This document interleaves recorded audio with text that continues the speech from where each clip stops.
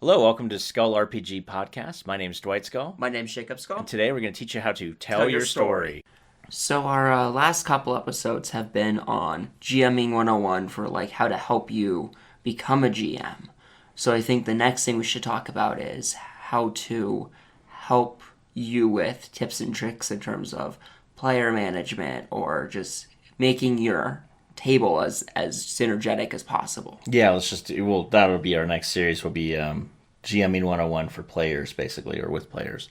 So in this one of the big complaints that you'll hear a lot is that my players are ruining my game, and let's just talk about that in a very broad sense. So there are two types of ways that could go. One way, of course, is that you're railroading your players to only do exactly what you want, and they are bucking the system. And in that case, I don't think they're ruining your game. They're trying to reset your expectations, and you need to also reset your expectations. So if you're setting up a railroad where the players have very little choice, very little impact, you're going to tell your story regardless, i.e. you're telling them a story and they're not able to tell their own story or interact with your own story and change it, then yes, you're going to have unruly players, and in some ways I think you deserve it. Because you're creating an environment that is not one that's conducive to having a good time. Mm-hmm, definitely. It's like story time at the library when you were in elementary school. And now you're forced to roll stuff, and it doesn't matter what you roll, it doesn't matter what happens, this is going to happen to you regardless. And that is not the way that anyone should do game mastering, not even what we would recommend at all by any stretch of imagination. So, that said, the second way that players might be ruining your game is through doing a lot of weird actions. Like you're trying to have a serious component and they're just quoting Monty Python 24/7. Or you're trying to engage them and they're just on their phones playing the next Click adventure or whatever that they downloaded from the store, from the App Store. Or they may have an actual legitimate or illegitimate beef with you and they like to take it out passive aggressively in your gaming sessions as opposed to outside of that. The other thing is they could just be asking for a lot of absurd things and you just don't know exactly how to say no to that. We're going to cover all of these kind of in depth as we go forward, but I just want to, over the next couple of days, we're going to cover each kind of one of those things plus some more things. What I really want to focus on, though, is let's just talk about the first thing. Let's say that you have created a campaign. You followed our rules on the things. You listened to the last couple of episodes where it's like, okay, I got a campaign. I got 3 acts. I got 3 subplots. I have game sessions that are going. And then your players do something that you think is just off the rails. It ruins literally 2/3 of your planning. What do you do? Right? Do you just say, well, forget about it. I'm just gonna, just throw this whole thing away, or, oh, wait, forget about it. I'm going to do everything I can to still force this down their throats, right? And those two things, I think, are extremes that should never be followed on either side. So, looking at our last kind of conversation we had this woman who had lost a child. She became a villain, started becoming like a Jack the Ripper serial killer and trying to pin it on other people. And we had a plan your players get called in as kind of PIs around the third murder from one of the family members because that family member perceives that the cops aren't doing their job. And the end of the first act was kind of them catching who they thought was the killer. Mm-hmm. And let's say that as PIs, let's say that they end up killing that person. Well, that puts a huge damper in your stuff because now there's going to be this ongoing police investigation about this murder.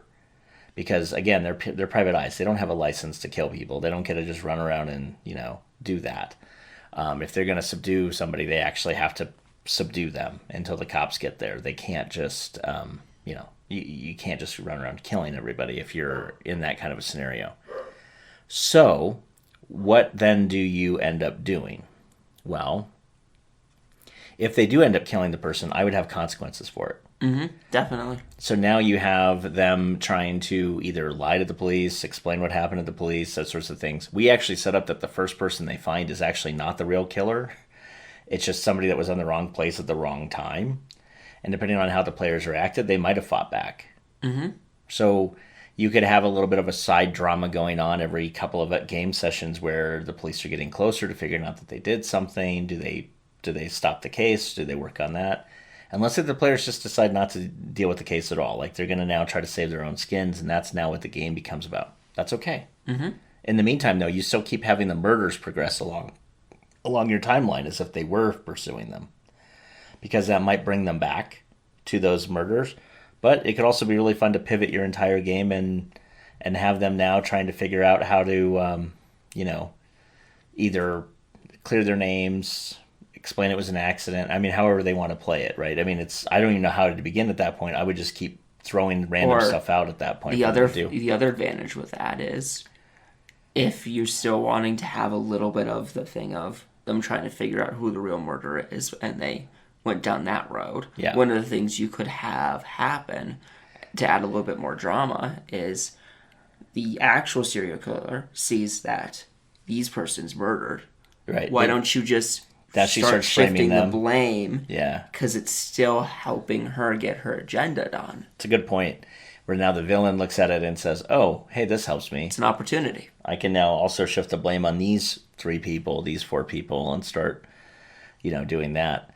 So you have this interesting thing where the cat is chasing the mouse, but the mouse realizes that maybe they're the real cat, and the cat realizes that they're the mouse. I mean, and that could be a fun little way of going too. All I'm trying to say here is, if you hold on to, so let's just be honest. What I like to do is, maybe 5 or 6 weeks before we start playing another game session, we know that the other GM stuff's wrapping up or my stuff's wrapping up.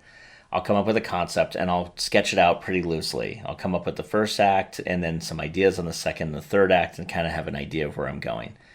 I'll then pitch an idea to my players like, hey, I'd like to do this sci-fi, cyberpunk, Shadowrun esque game that's going to have a little bit of a murder mystery in the thing with a serial killer. Are you guys up for that? And they would say yes or no. If they're saying yes, perfect.